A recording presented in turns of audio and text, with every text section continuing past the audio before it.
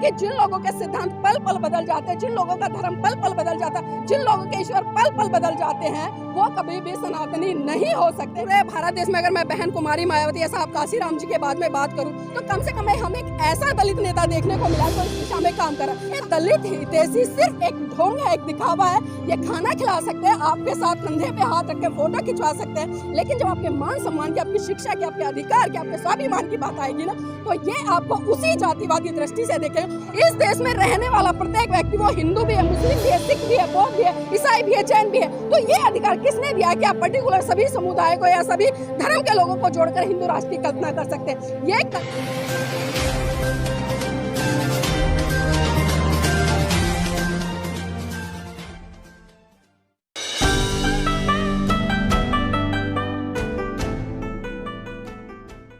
से सवाल दाग दिया कि हम लोग बौद्ध बना रहे हैं। यहाँ कोई किसी को ना तो बौद्ध बना सकता है, ना हिंदू बना सकता है, ना मुसलमान बना सकता है। ये व्यक्ति का अपना पर्सनल डिसीजन है कि उसको क्या बनना है। जब एक व्यक्ति पैदा होता है, एक इंसान, वो साधारण रूप से इंसान होता है। क्योंकि हिंदू, मुस्लिम, सिख, ईसाई, बौद्ध, जैन की मैं बात करूँ तो ये वो मैं एक तरह से उनको सांप्रदायिक कहूँगी। आज मैं धर्म नहीं कहूँगी, क्योंकि धर्म के आधार पर अगर मैं बात करूँ तो धर्म हमें करुणा, मैत्री, भाईचारा सिखाता है। लेकिन आज हम देख रहे हैं कि धर्म के नाम पर लोग, जाति के नाम पर लोग एक दूसरे को मार पीट रहे हैं। अगर कोई पत्थर की मूर्ति छू लेता है तो उसको मार दिया जाता है, अगर कोई घड़ा छू लेता है तो उसको मार दिया जाता है। अब बताइए क्या धर्म ये चीजें सिखाता है?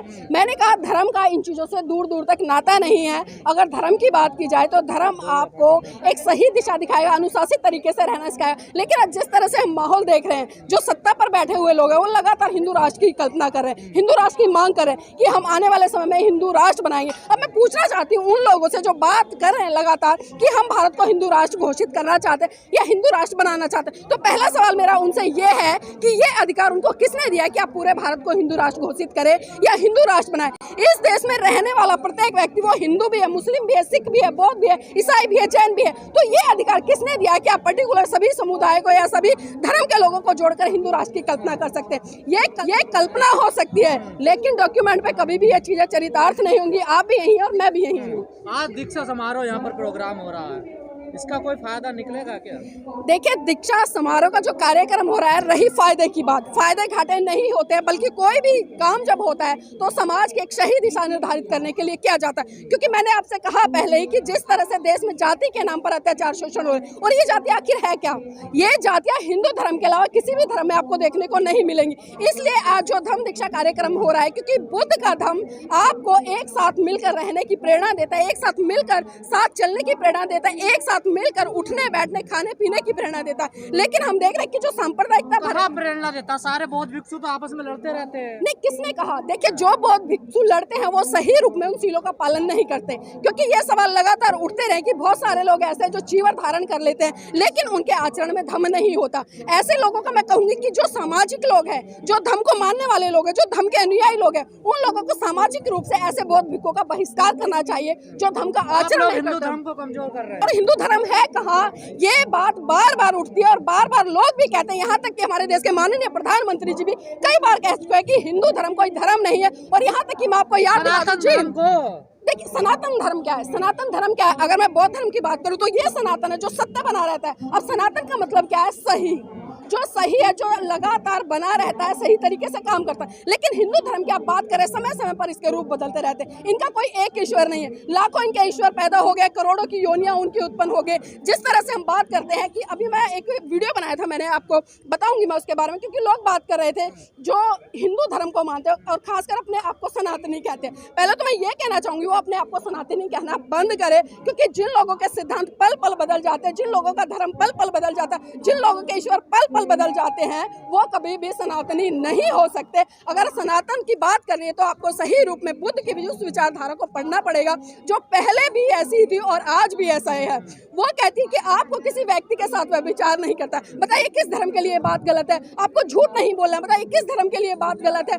आपको भाईचारे का संदेश देते हुए एक साथ आगे बढ़ना है, बताइए किस व्यक्ति के लिए गलत है? आपको चोरी नहीं करनी है, आपको झूठ नहीं बोलना है, आपको नशा नहीं करना है। क्या ये बातें सभी धर्मों के लिए लागू नहीं होती? लेकिन पर्टिकुलर लोग क्या देख रहे हैं, आज नशे का सेवन भी कर रहे हैं। अभी जिस तरह से नवरात्रि गए 9 दिन लोगों ने बड़ा संकल्प लिया कि हम दारू नहीं पिएंगे, मुर्गा नहीं खाएंगे, मांस मछली नहीं खाएंगे, व्यभिचार नहीं करेंगे, बहन बेटियों की दुर्गा की दृष्टि से देखेंगे जितनी भी 9 माता है। लेकिन अगले ही दिन आज देखना बहुत सारे लोग मैंने ऐसे देखे आज मुर्गा खा खा के आए होंगे सुबह सुबह, बहुत सारे लोग आ गए। अब बताइए मुझे कहाँ गया उनका धर्म, क्या धर्म नहीं, आपकी तरफ से खाने में बुराई क्या है, जो खाने की चीजें वो खाई जाएंगी चाहे वो किसी भी धर्म का, लेकिन जो बाउंड किया जाता है जी। बौद्ध धर्म की उत्पत्ति भारत में होती है, लेकिन भारत में कोई आंकड़ा नहीं है कितने बौद्ध हैं कितने क्या हैं। देखिए ये सवाल बहुत अच्छा उठाया, मैं कुछ आंकड़े पढ़ रही थी अभी वर्तमान समय में। जिस तरह से अगर मैं उत्तर प्रदेश की बात करूं, उत्तर प्रदेश की मैं बात इसलिए कर रही हूं क्योंकि उत्तर प्रदेश पूरे भारत में एक राजनीतिक रूप से कहूं या क्षेत्रफल के आधार पर कहूं या जनसंख्या के आधार पर कहूं सबसे बड़ा राज्य है।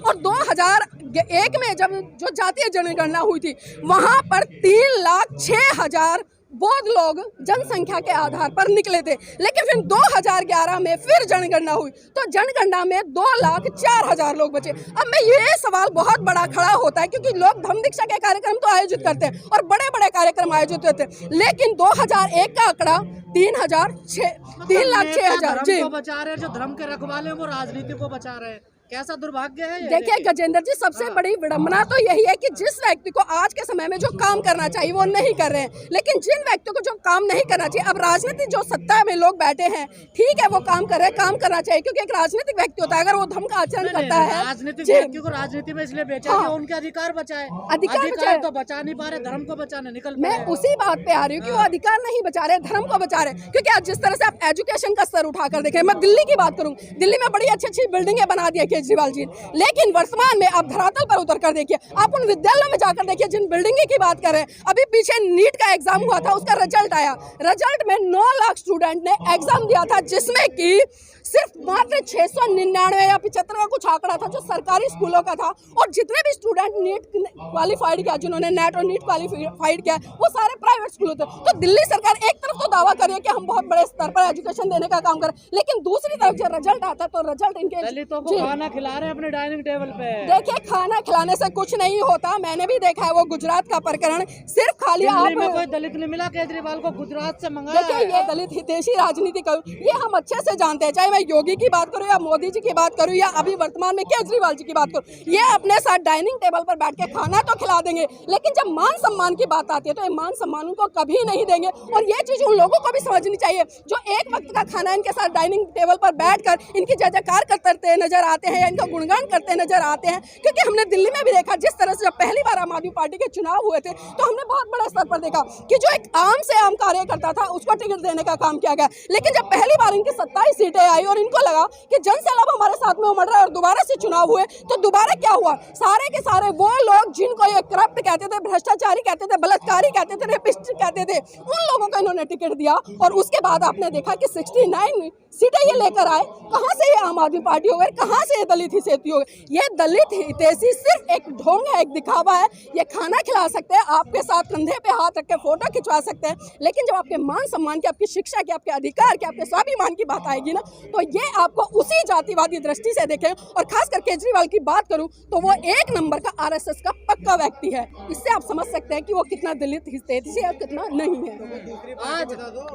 आज लगभग 10,000 लोग कम से कम यहाँ पर आज दीक्षा ले रहे हैं, क्या संदेश जाएगा इस तरह से? यहाँ पर जितने भी मुझे चेहरे दिखाई दे रहे हैं सारे वो चेहरे हैं ये ऑलरेडी जो पहले से बौद्ध हैं। तो आप समझ सकते हैं कि हम दोबारा से बौद्धों का ही एक तरह से धर्म परिवर्तन की तरफ उनको ले जा रहे हैं, घर वापसी की तरफ ले जा रहे हैं। नए लोग बड़े कम जुड़ रहे हैं। हाँ, नए लोग, क्योंकि देखिए मैंने कहा ना, चाहे हम राष्ट्रीय बौद्ध महासभा की बात करें या भारतीय बौद्ध महासभा की बात करें या जितने भी धार्मिक संगठन है उनकी बात करें, घुमा फिराकर हम देखते हैं कि वही चेहरे हमें मंचों पर नजर आते हैं, वही चेहरे हमें पब्लिक में नजर आते हैं, वही चेहरे हमें वक्तव्य। वही तो मैंने सवाल किया था, जिनका काम धर्म को बढ़ावा करना था वो तो राजनीति कर रहे हैं, और जिन्हें राजनीति कर रही है वो धर्म का रथ लेकर निकल रहे हैं। देखिए मैंने कहा ना, धर्म की राजनीति करना कोई गलत बात नहीं है अगर आप सही दिशा में करें, लेकिन सिर्फ आप अपने फायदे के लिए करें या कुछ लोगों के फायदे के लिए करें तो वो गलत है। राजेंद्र पाल गौतम जी कह रहे हैं कि 10 करोड़ लोगों को हम बौद्ध बनाएंगे। देखिए मैं राजेंद्र पाल गौतम जी को तहे दिल से धन्यवाद देती हूँ। कम से कम दिल्ली में नहीं, पूरे भारत देश में अगर मैं बहन कुमारी मायावती या साहब काशीराम जी के बाद में बात करूं तो कम से कम हमें एक ऐसा दलित नेता देखने को मिला जो इस दिशा में काम करा, खासकर बुद्ध की दिशा में काम करा, खासकर धर्म की दिशा में काम करा। क्योंकि हमने देखा आप दिल्ली सरकार में 12 विधायक हो रहे हैं, 11 विधायक हो रहे हैं, राजेंद्र पाल गौतम जी को अगर छोड़ दिया जाए तो वो 11 विधायक क्या कर रहे हैं? वो आज भी राम नाम जप रहे हैं, वो आज भी नवरात्र मना रहे हैं, वो आज भी वो बैठे हैं। लेकिन आप देख लीजिएगा जी, लेकिन सही रूप से अगर मैं कहूँ कि बुद्ध की विचारधारा को अगर फॉलो का काम कर रहे हैं दिल्ली सरकार में, तो वो सिर्फ राजेंद्र पाल गौतम जी है। अगर आज इस कार्यक्रम को एक सही दिशा और सही मार्ग और लोगों को बहुत बड़ा मैसेज देना चाहिए, तो मेरा पर्सनल मानना है, मैं किसी पे आक्षेप नहीं लगा रही हूँ, मेरा पर्सनल मानना है कि यहाँ पर दिल्ली के साथों या जो 6 मंत्री हैं वो यहाँ पर मंच पर आसीन होते हैं, और जो 12 विधायक है जो कि रिजर्व हैं वो यहाँ पर होते हैं, तो कहीं ना कहीं लोगों में एक बहुत बड़ा मैसेज आता है कि हाँ सही रूप में आज काम हो रहा है और लोग बुद्ध की विचारधारा के लिए बढ़ रहे हैं। विधायक मंत्री चले जाते हैं उनके मंच पर जब कोई ऐसा। देखिए ये विडंबना है, और ये विडंबना नहीं बल्कि एक मैं कहूँगी कि पार्टी का प्रोटोकॉल है। हम किसी भी पार्टी में रहते हैं उसकी विचारधारा मानना कहीं ना कहीं एक मैं कहूँगी जरूरी हो जाता है उन लोगों के लिए, लेकिन बहुत कम लोग होते हैं जो उस विचारधारा को फॉलो ना कर अपनी विचारधारा को आगे रखते हुए उस पर काम करते हैं। चलिए ठीक है।